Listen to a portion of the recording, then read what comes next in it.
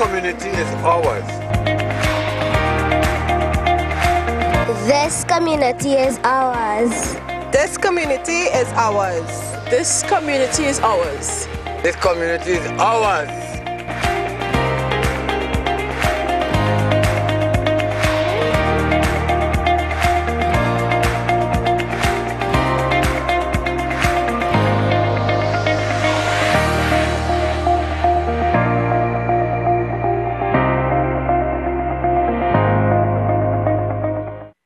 This is my daughter, and I started cooking with Candice from in the Savannah, Queen's Park, Savannah. Hi, my name is Candice Tuppin.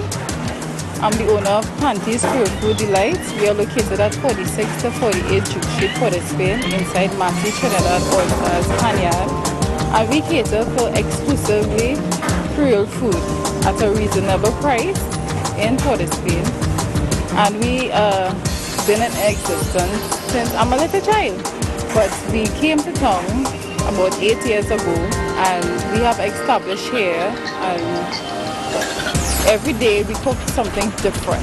On a Tuesday we do like peas rice with callaloo, or peas like stew peas, pigeon peas, lentil peas, black eyed peas. We do like stew pork, stew chicken, and on a Wednesdays like pigtail rice. You could cook it with bhaji or split peas, okra rice. On a Thursday is curry, and on a Friday is like a Sunday dish. On a Saturday is soup, oxtail soup, nice oxtail soup.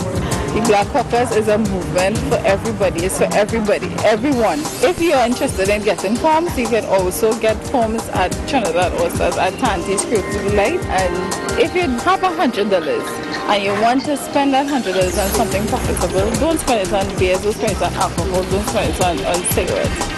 Put it to something meaningful towards the movement, towards the Black Caucus movement. You wouldn't go wrong.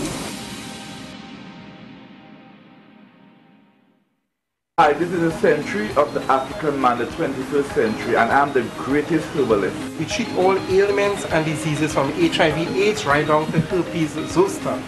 If you are suffering from any pain or any disease within the body, you can check Trevor Sears. This here is the herbal jar.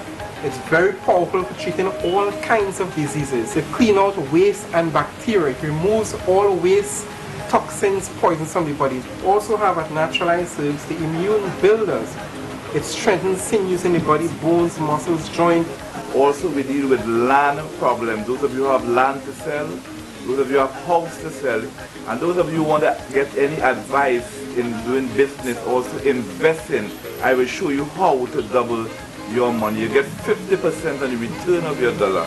I'm the Minister of Natural Herbs and Healing, and also the President of the Caribbean. The future of herbal medication is in good hands.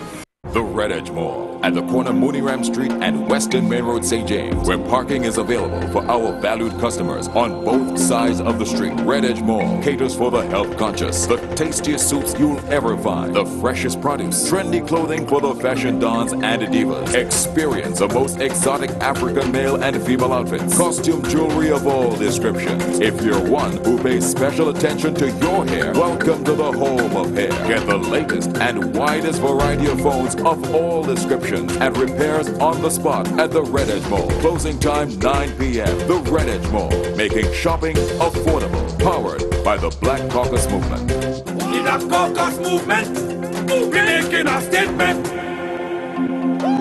The Black Caucus Movement, making a statement.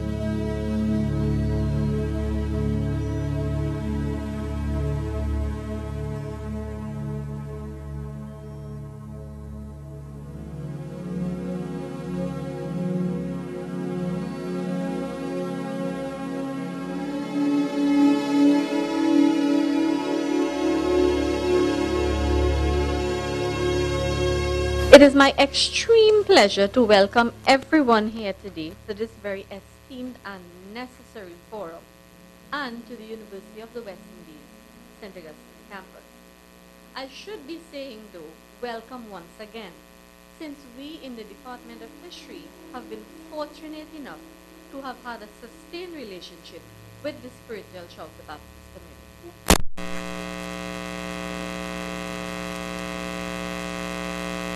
Both members of the Spiritual Shouter Baptist community and for the nation of Trinidad and Tobago. It highlights an event in our local history, the passing of the Shouter Prohibition Ordinance of 1917, which stands tall as a reminder of the tumultuous experiences that have gone into the shaping of the Spiritual Shouter Baptist community and into shaping who we are as a people today. Though specific to the Spiritual Shouter Baptist community, this event, with its direct implication of suppression, discrimination, injustice, and inequity, resonates deeply throughout the Caribbean. The discipline of history revolves around the telling or narrating of stories. History or his story, her story, your story, our story. It is clear that the theme of the discussion today, examining the Shouter Baptist Prohibition Ordinance through the lens of your story or ours, is in absolute congruence with our focus and objectives as historians. To tell not just the global, more popular histories, but to tell the new stories, the stories of those who have been sidelined and discriminated against, and to bring new perspectives to all stories. This in itself makes today's symposium a truly exciting one for us historians. To the esteemed members of the Spiritual Shouter Baptist community, I want to say from the bottom of my heart, thank you for choosing us, the Department of History, to share in this imperative forum. We are very honored. Thank you for recognizing and reaffirming the need for us as a people to also engage the discordant dimensions of our past, as opposed to mindfully disregarding it. I call upon all our students present here today to use this forum as an example of how our history should be engaged, objectively, but fearlessly and passionately. I know that we will all leave here today more enlightened and appreciative of the people and events that have contributed to the shaping of the Spiritual Shouter Baptist community into a resilient, proud, and strong community, one that continues to function as a foundational pillar of our multicultural landscape. Once again, a warm welcome to everyone, and thank you.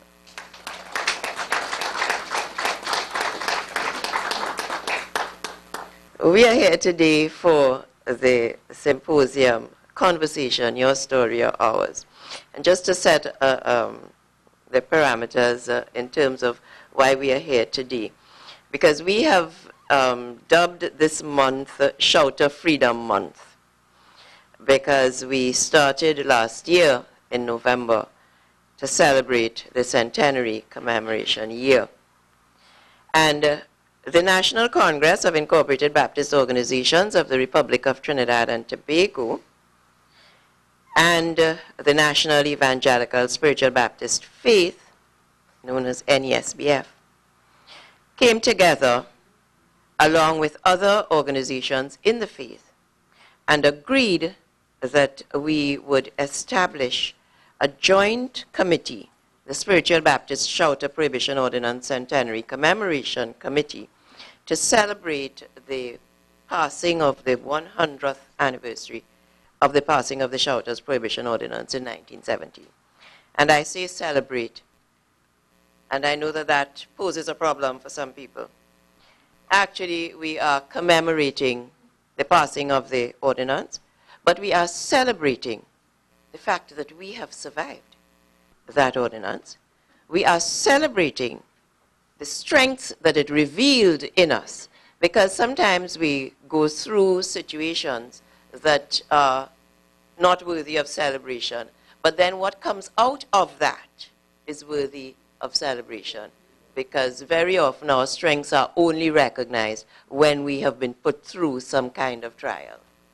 And so that was a trial that brought out the resilience and the faith of the people of the Spiritual Baptist faith. So to commemorate this grave injustice that was perpetrated upon the only indigenous religious community in this nation, and to celebrate the resilience and faith of our forefathers, the Spiritual Baptist faith commenced the year with a media launch and Sankey service at the Port of Spain City Hall on the 21st of November 2016.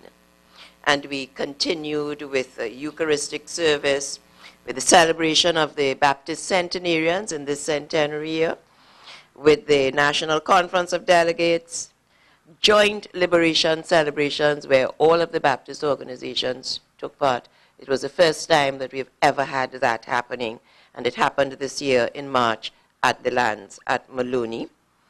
We also had a marketplace, business venture, family day and health fair, a prison calypso and monologue competition, a day of prayer for the nation, national Thanksgiving service, and we have come now to the month of November. And we begin with this national conversation, your story or ours, and the reasoning behind that is the whole idea of this thing had been done to the Baptist, but did it only affect us? And in fact, was it only intended for us? We are of the opinion that it was one of the movements against black people in general, and that will be part of the discussion that takes place today. Then we move on the 18th, Saturday, next Saturday, to the Freedom March through Port of Spain, starting at the waterfront, ending at Queen's Park, Savannah. And we're hoping that, you know, we will just flood Port of Spain with people, Baptists and non-Baptists. We begin at 9 down at the waterfront and Wrightson Road. We hope to move off at 9:30 to head for the Savannah. And then we have the production of Earl Lovelace's Wine of Astonishment. And we recognize and honor Earl Lovelace for that particular work. I want to say it's his greatest work because it means the most to us. I know that he has had accolades for some of his other works, but for us, the Wine of Astonishment is really the quintessence of the story of the Baptist faith. And in a little while, you're going to get an excerpt from that production. So that production is happening at Napa over the weekend of the 24th and 25th of November. And then on the 28th of November, which is the actual day that the prohibition was put into act, we're having the closing ceremony, creme de la creme, and that's going to be up at the Baptist Boulevard, Maloney Lands, Tuesday the 28th of November at 4 p.m. So we are celebrating, we are commemorating, and today we are discussing because we need to talk about it. And so we are hoping that this event today and the other events that will happen during the month, as well as those that we have done over the year, would have created national awareness of the scope and the import of the Shelter Prohibition Ordinance, that it would have sensitized the nation to the role of the faith and the significant contribution that it has made to the development of this society, that it would have awakened in our membership a sense of pride in our heritage and our achievements, and that it would foster a new level of unity and community among the groups and the organizations in the faith. We hope that all spiritual Baptists will identify that having survived for 100 years, it is time for us to pull together a little stronger so that we can become a force to be reckoned with.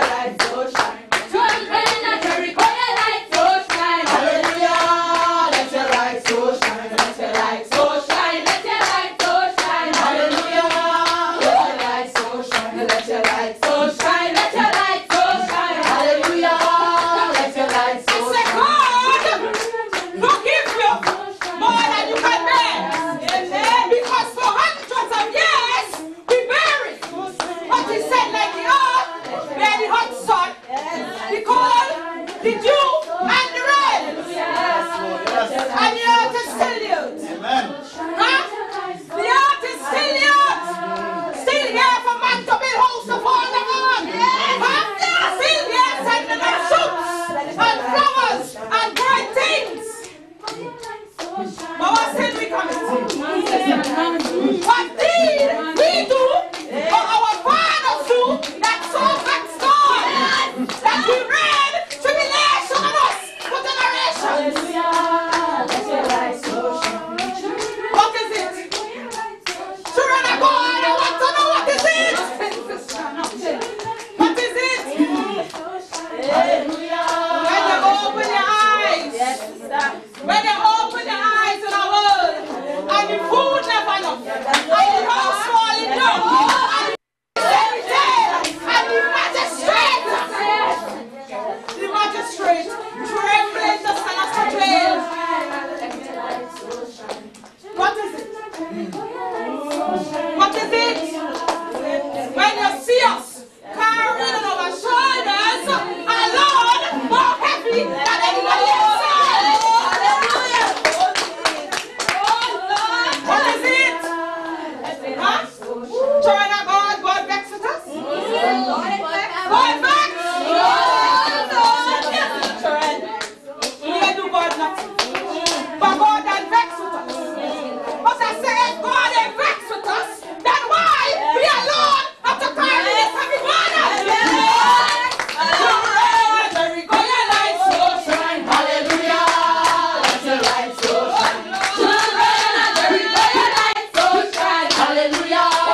Let your light so shine. Let your light so shine. Let your light so shine. Hallelujah. Let your light so shine. Let your light so shine. Let your light so shine. Hallelujah. We can bear it. And I got all the shoulders in the world. Oh, what shoulder can carry more weight? And out of all the flesh in the world, oh, what flesh can hold more pain? Come on. And out of all the hearts in the world, it's our heart that can someone in with no breaking, or burning, or bursting at any other flesh or heart. God has made this world like this. Things are meaningless.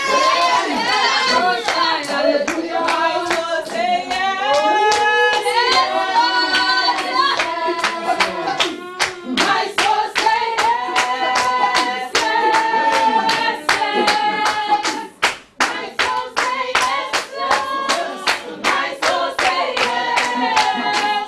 My soul say yes in the morning, yes in the evening, yes, yes.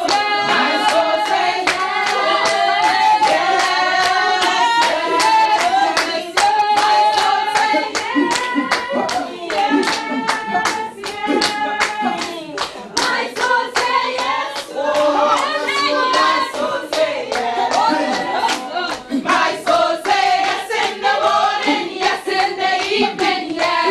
and the sea and the earth that will bury us all, and the wind and the sun, and not one of them pretty little stars they come by whistling. Yeah, boys. All man have here is a few moments on this earth that God gave him, and let us stand to know who he is and why. Praise God, children. Amen. Praise God. I never get weary. Hallelujah. Weary. Oh no. I never get weary. I know. What's it on yet? I'm running. I never get weary. I never get weary. My Lord. I never get weary. My Lord.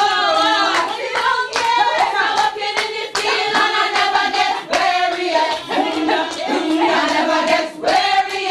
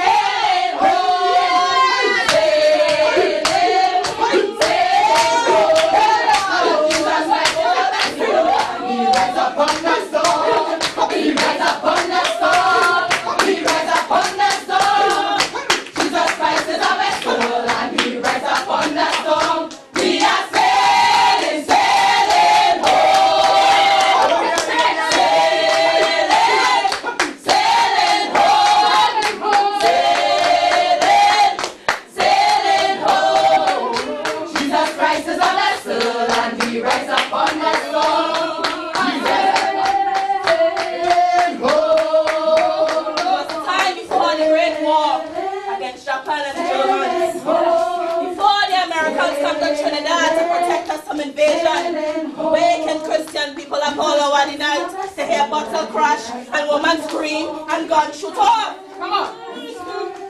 Making me curse the day that these heathen people land in this colony with money in the pockets and gun in the waist to have mother and daughter whoring down the place. And the big man taught behind the Yankee dollar. Come on. Sailing home. Sailing. Sailing home. When I went Malta, I was teaching our children in the RC school. Hello! Wasn't born as champion stick fighter. King. He could walk down a born ass street without somebody calling him for a drink. Or calling out to name just so. Sailing home. Sailing. Sailing home. Jesus Christ is a vessel and he rides upon the storm. We are sailing, sailing home. Sailing, sailing home. Sailing, sailing home. Jesus Christ is a vessel and he rides upon the storm. We are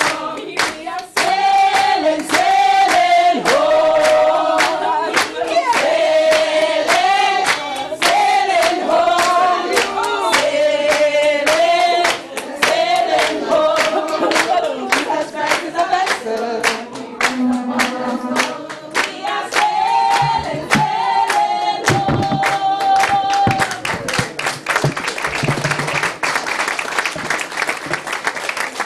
Yes, we greatly appreciate the way in which those students and BAUTT brought alive that presentation, that book made by Earl Lovelace, Wine of Astonishment.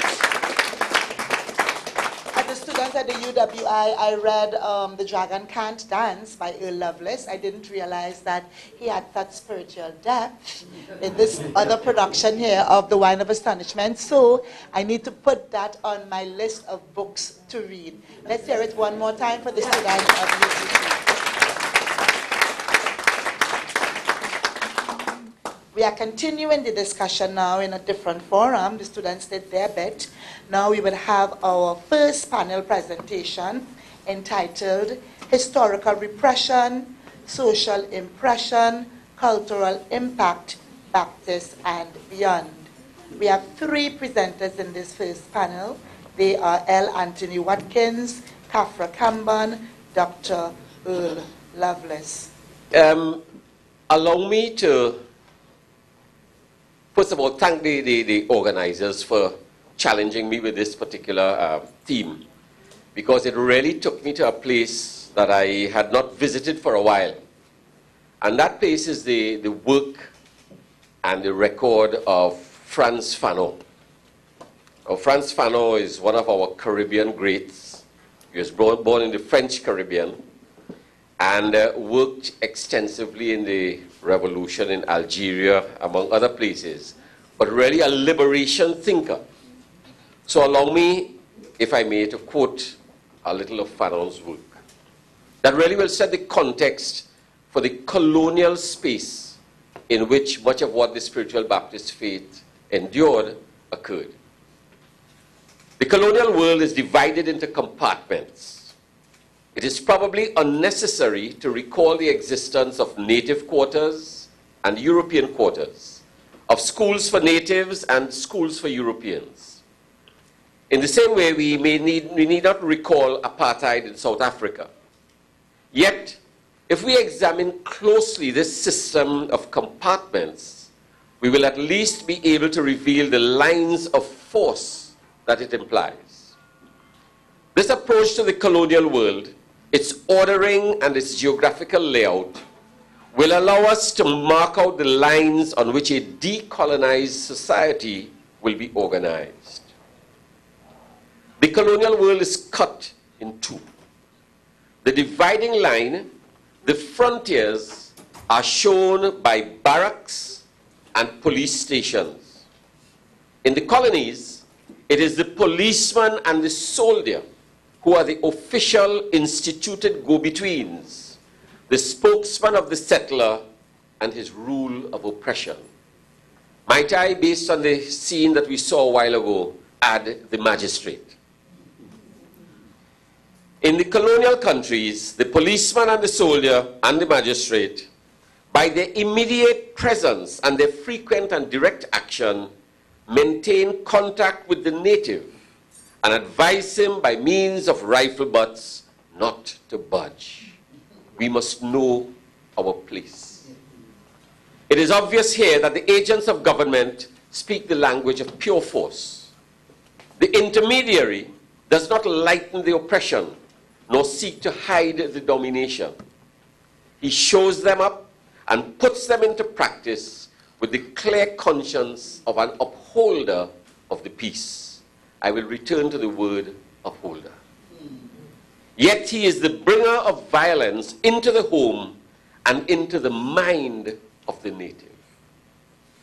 This captures the colonial context in which our forefathers lived and functioned, and in which they sought to bring themselves to a life in eternity with God through the religion.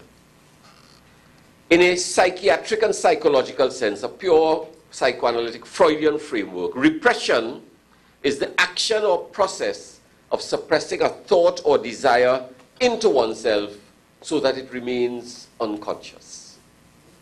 Think of yourself, think of ourselves as being repressed and subjected into the mind so that people are unconscious of our existence.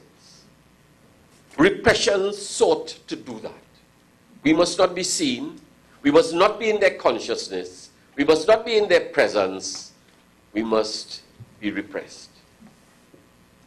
Religious repression is a systemic mistreatment of an individual or group of individuals as a response to their religious beliefs or affiliations or lack thereof. Because truth be told, in some countries, in some societies, atheists are also the victims of religious repression for their lack of belief.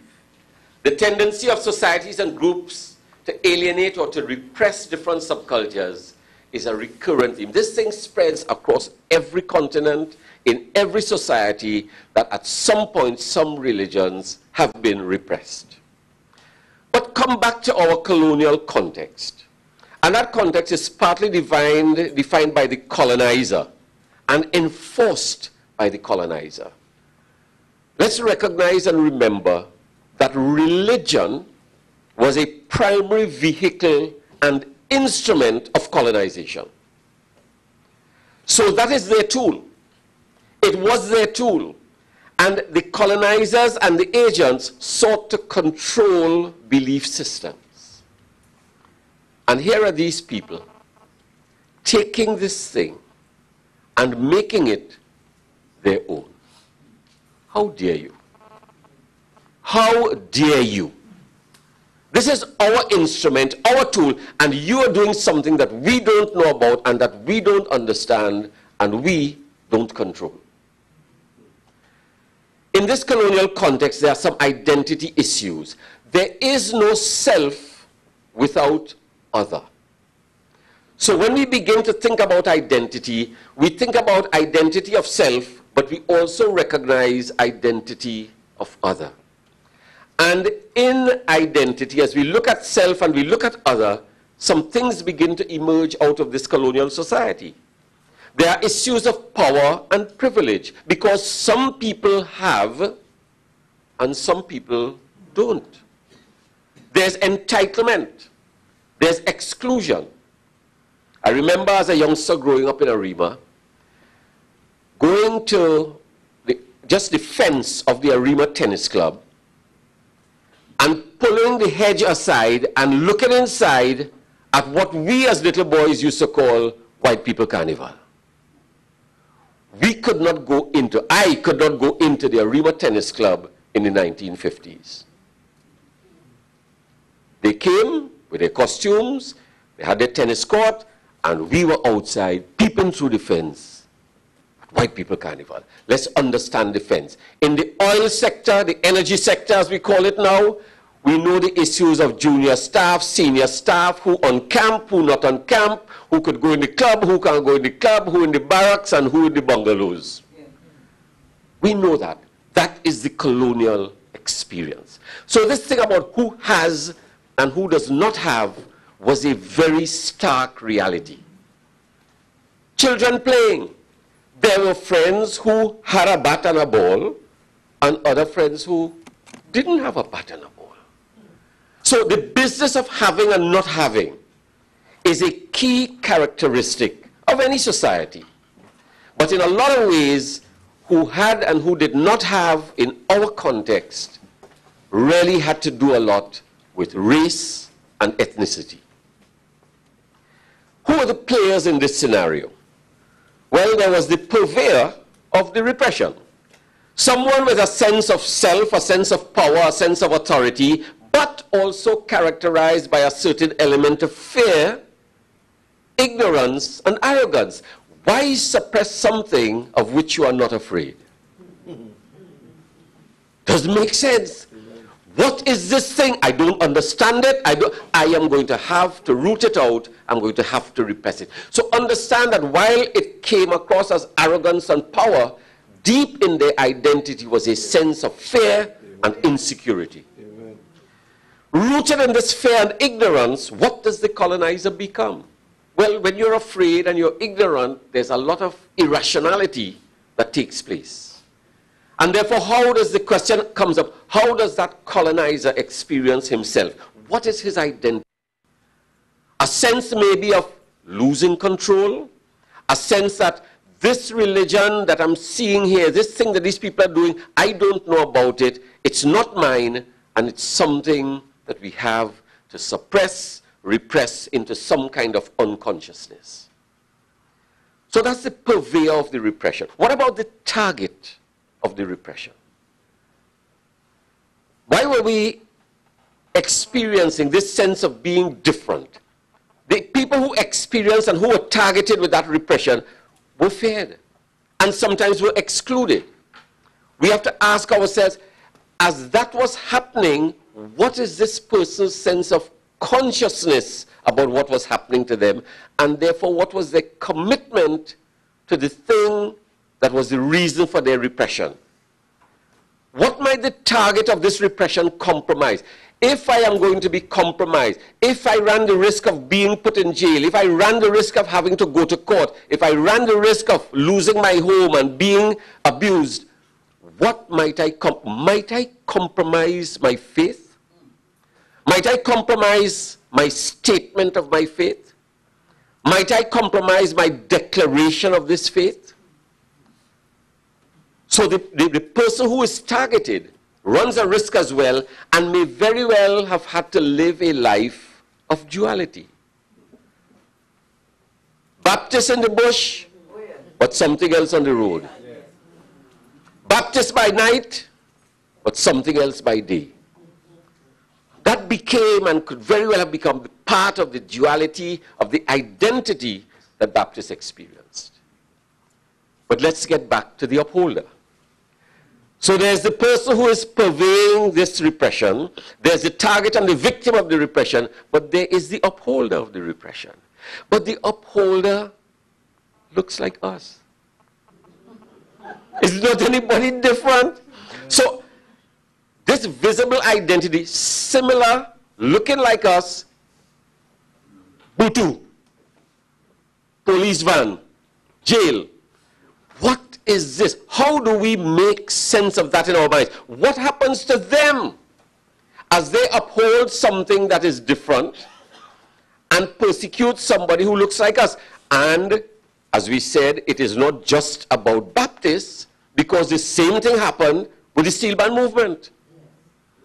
It was the same police who were running down and holding people who were beating pan and making noise.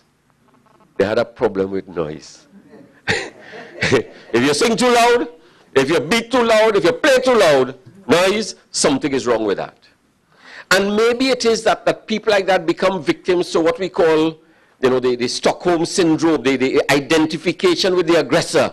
I identify with the colonizer, I become like the colonizer, so I'm no longer in danger. Someone else is. But we know that the upholder is worse than the thief. And many of the upholders became worse than the actual colonial, masters. There is the person who presents the repression, the person who receives the repression, the person who executes the repression. But that's not all. There were the observers of the repression. Because there were people who were neither colonial, nor police, nor Baptists, but they were living right here. And so we have to ask ourselves, what about them? What did they experience as this was going on? What was some of the guilt that they might have experienced? Guilt by omission or guilt by commission? Maybe they encouraged it. Maybe they just said nothing. Maybe there was collusion. Collusion by action, but collusion in the repression by silence. Not speaking, not standing up, and maybe it was collusion by storytelling. We understand the power of stories. Hey, you hear what happened yesterday? Yes, they went, and the stories start to be told. The stories that are told out of a place of ignorance, out of a place of not knowing, out of a place of not understanding, out of the place of some deep fear of something that doesn't look like me and doesn't speak the way I speak. And those stories and that mythology continue to be told. But what are the responses to repression? Well, interestingly, there's a quotation from a Pentecostal pastor in Kyrgyzstan in 2004. And he said, just a short piece of what he said, our faith thrives when it is being repressed. What happens when faith is repressed? People become resolute. People may become bold. Now, those on the edges may fall off, but at the center, it holds. It gets stronger. It becomes firmer. There's something to stand up for. There's collaboration, there's coming together, there's togetherness, there's that bonding in the face of repression. Because coming together is a form of survival. So we do that, and one response to repression is that the people who we celebrate today as the people who went before and kept the faith going, they stood together. They became more committed. That's why they were there, and that is why we are here with the faith that we have today. In this kind of space, there's an issue of duality of identity. Who am I? And when? And where? So do I wear my head tie when I'm going to work? Oh, well, when I'm going to work, I'm not a Baptist. I'm a worker. But in another circumstance, I put on my head tie. So when I am doing my work, do I say to people that I'm a Baptist? Well, yes, if it comes up, I do. And I remember one person, that a client I was working with, said, oh, Watkins having a session, I ain't coming to that now, he's a Baptist. Yes. In the year 2000, in Trinidad and Tobago, Watkins is a Baptist, and he running the session. So they ain't coming to the session. This thing runs deep. Amen. So there's this public identity, and very often a secret identity. What is the mix in our identity of pride in who and what we are as a faith, but shame about being that in certain spaces and in public? How do we as individuals, how do we as a faith carry that kind of duality, these conflicting feelings within us, these conflicting characteristics and traits within us about who we are as Baptists? Let me return to Fanuel. And he says in terms of repression and anger, it is the anger of all whose cultures, knowledge systems, and ways of being that are ridiculed, demonized, declared inferior and irrational, and in some cases eliminated. He says there's an anger that we experience on the basis of what is being done to us or what has been done. But he says it is not just any anger. It is the universal fury against oppression in general and the perpetual domination of the Western civilization in particular. The anger is not a spontaneous phenomenon. It is no gut reaction or some recently discovered passion for justice and equity. So sometimes what we feel, the resentment, the anger that we feel, is much more than just agevex. It's not that. He says it is an anger born out of grinding experience, painfully long self-analysis, and even longer thought and reflection. We have labored, we have reflected, we have prayed, we have gone to the ground, we have thought about this thing long and painfully, so that what we feel is not agevex. It is deeper and more meaningful than that. He says as such, it is a guarded anger, directed at a specific long-term desire. The desire that's grounded in self-consciousness, but when it encounters resistance from the other, self-consciousness undergoes the experience of desire, the first milestone on the road to dignity. When you reflect, when you think about things, when you go through that grinding experience, and you are conscious of who and what you are and a desire to be, when that is resisted, we not just get vexed. We stand with dignity and say, we are people, and we believe in something. We know where we have come from, and we are prepared to stand for that. It says in this context, it becomes natural for the colonizer to deploy violence because that's the only thing that the colonizer knows. It says for the colonial subject, freeing us, freeing ourselves through violence can be a cathartic experience. Fanon states that as oppressed people, sometimes we have to be violent. And that violence cleanses us and heals us. But I have a question for spiritual Baptists and our identity as Christians. Because how does this thing about cathartic violence square with the rationale for the repression, our Christian belief system? We can't just get vexed and go and start beating up people too. But we hurt, and we angry, and we have something that we want to get rid of. But our Christian spirit says to us, that is not us. That is not what we're supposed to do. How do we manage that? And that conflict becomes part of who and what we are. I repeat, it is a guarded anger directed at a specific long-term desire. The desire is grounded in self-consciousness, and when it encounters resistance from the other, self-consciousness undergoes the experience of desire, the first milestone on the road that leads to dignity. When we are resisted, when we fight for that removal of prohibition, when we stand up for it, when we proclaim who and what we are, those are milestones on the road to dignity. That's who and what we are as spiritual Baptists. Now, Fanon does speak at some time about that desire to get rid of this thing. And he says it's not necessary, though. All of us weren't there during Prohibition, you know. It's not necessary to be wounded by a bullet to suffer from the fact of war. We don't have to be physically wounded, but we suffer. We understand the story. We have heard the stories that were told. We can connect with it. We feel it even today. I'm not going to that workshop because Watkins is a Baptist. We feel it still. Even though we weren't in the trenches and in the war. Now this violence, this need to do that, really in a lot of ways can cleanse some of our woundedness.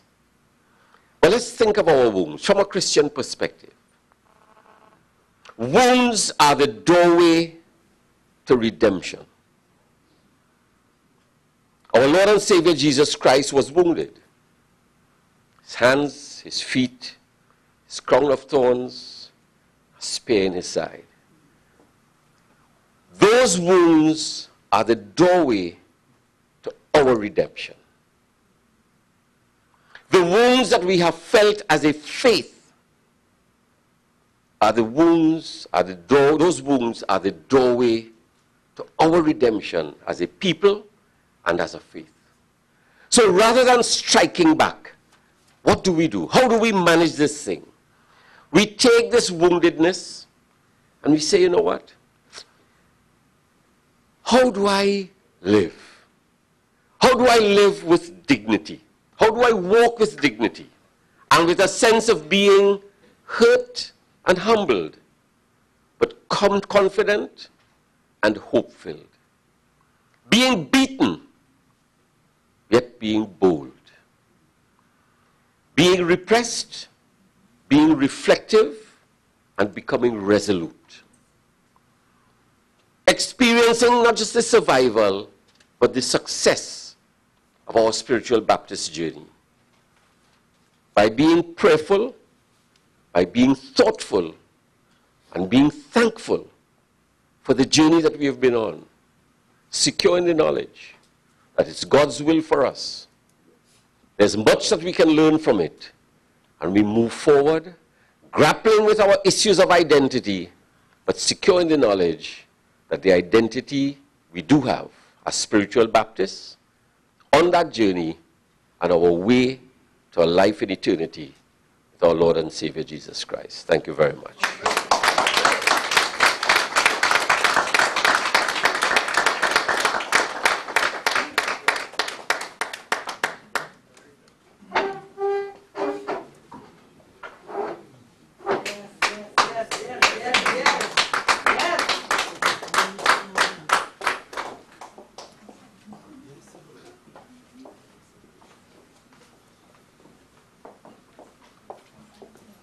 Well, good morning to everyone, and I wish to thank those who are responsible, Dr. DePisa, and all those who are responsible for inviting me to be part of this important occasion. And good morning to all the mothers who are here, the spiritual elders, and the very distinguished panel that I am a part of. I think what was said by Mr. Watkins, I always say Dr. Watkins, I don't know if I'm wrong, was very, very important. And I should say, let me start on a note of victory as I'm on the campus, because there has been a bit of a controversial issue on the campus here. There's a hall by the name of Milner Hall, and that Milner is Lord Albert Milner, who was one of the people who was responsible for oppression as African people. And in South Africa, he was a racist. He helped found the foundation of apartheid, very cruel to African people. And plus he had a philosophy of outright racism and looking to make the white race superior. In fact, the Imperial College of Tropical Agriculture here was founded. He was important in the founding of that. And it was part of a global mission so that whites who were meant to take over the continent of Africa, and agriculture was the important thing at the time, would come here to learn tropical agriculture. It wasn't set up for us. It was set up as a station for them to learn the tropical agriculture. Now, there are people who feel that it is not good in any sense for a hall of residence at the University of the West Indies to be named after a brutal colonizer. And my brother just spoke a lot about colonization and its evils and its brutalization of our people. But it became a controversial issue here on campus. But I was very pleased to learn last night that at a meeting of the Pro-Vice Chancellor and other top people of the regional university, a decision was taken that the name of Milner Hall will be changed. So we begin on. So that the Baptists are moving, have had some victories, and have other hills to climb, and more victories to achieve, and we have had a little victory here for all of us as African people and all of us as Caribbean people, since this is the University of the West Indies. Now, a couple of weeks ago, I think about 2 weeks ago, I had a beautiful experience. I was invited to a celebratory service in Guayari by Bishop Besso. And one of the things that pleased me was the attendance at the service, in the sense that you had, and